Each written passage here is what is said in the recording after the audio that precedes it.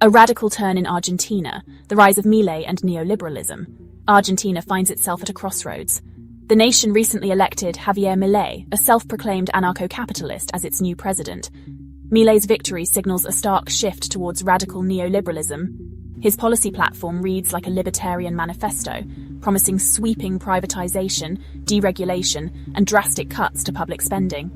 This radical agenda has sent shockwaves throughout Argentina and beyond. Milei's supporters view him as a savior, a disruptor who will dismantle a corrupt and inefficient state.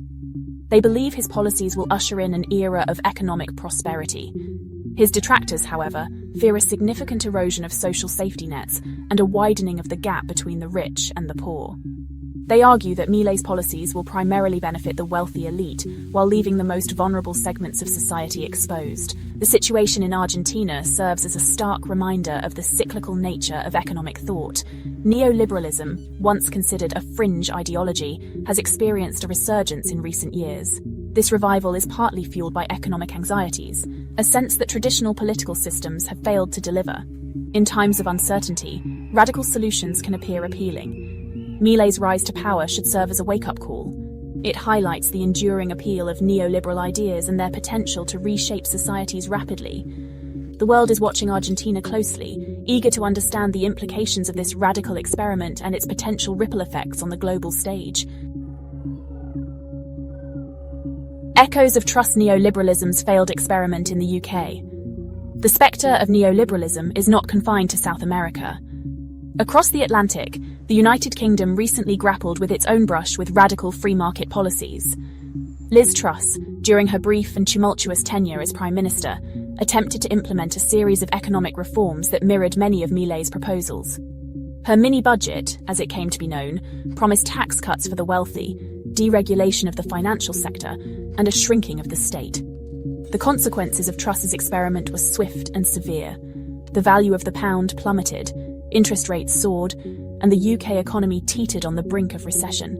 The public outcry was immediate and intense, forcing Truss to backtrack on her policies and ultimately leading to her resignation. The episode served as a stark warning about the dangers of implementing untested economic theories without considering their potential consequences. While the UK's dalliance with radical neoliberalism proved short-lived, it exposed the fragility of the global economy and the enduring influence of free market ideology. The mini-budget debacle demonstrated that even in developed nations, the allure of quick fixes and trickle-down economics can lead to disastrous outcomes. The experience of the UK under Truss offers a cautionary tale about the dangers of embracing radical economic policies without a thorough understanding of their potential ramifications.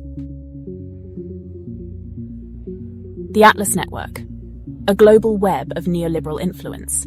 To understand the global resurgence of neoliberalism, one must look beyond individual politicians like Milei and Truss.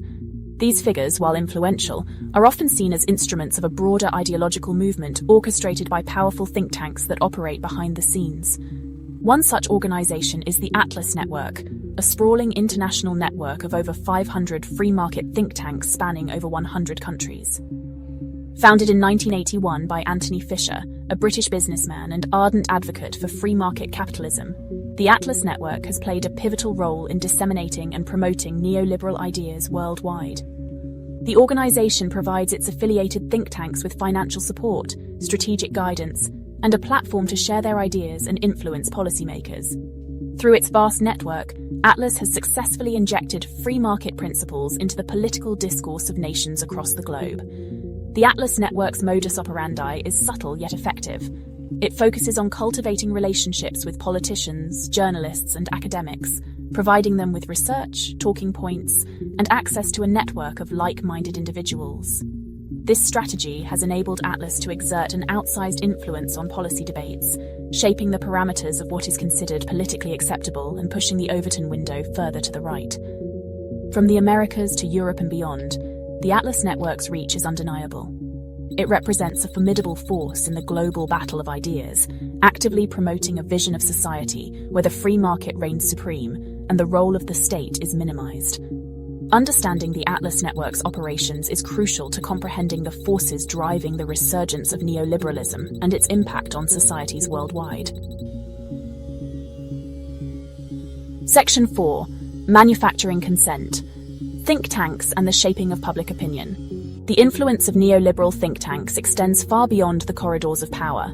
These organizations understand that achieving lasting policy change requires shaping public opinion. They invest heavily in sophisticated public relations campaigns designed to promote their free market agenda and discredit alternative viewpoints. Their tactics often involve crafting narratives that appeal to people's anxieties while concealing the vested interests driving their policy prescriptions. One of their most effective strategies is to frame complex issues in simplistic terms, presenting free market solutions as inherently superior to government intervention. They often portray proponents of regulation and social welfare programs as out-of-touch elites, or, even more disingenuously, as enemies of freedom. This manipulation of language and framing allows them to promote policies that benefit a select few, while claiming to champion the interests of the general public. These think tanks have become adept at exploiting the media landscape to disseminate their message. They publish op-eds and appear on news programs, presenting themselves as neutral experts offering objective analysis.